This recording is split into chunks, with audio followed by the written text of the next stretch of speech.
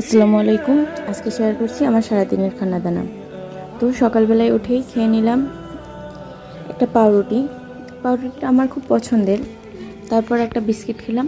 বিস্কিটটাও ভালো ছিল, খারাপ না। তারপরে আম্মু রান্না করেছিল একটা পোলাও। পোলাও পোলাও না ভাই, পোলাও মাছ দিয়ে লেবু দিয়ে, ভালোই ছিল খেতে। আর কাঁচা পেঁয়াজ দিয়ে পোলাও খেতে তো আমার খুব ভালো লাগে। অনেকে গোশ দিয়ে পোলাও খায়, কিন্তু আমার মাছ দিয়ে বা ডিম দিয়ে পোলাও খেতে খুবই ভালো লাগে। কার কী পছন্দ বা সেটা তো জানি না, আমার এরকম খেতে ভালো লাগে। তারপরে এই চিপসটা খেয়েছিলাম, চিপসটাও মজা, একদম কুড়মুড়ে যেটা বলতে আর কি। চিপসটা খেলাম, তারপর খেলাম একটা কলা। তারপরে খেয়েছিলাম দুপুরে আর কি, দুপুরে খেয়েছিলাম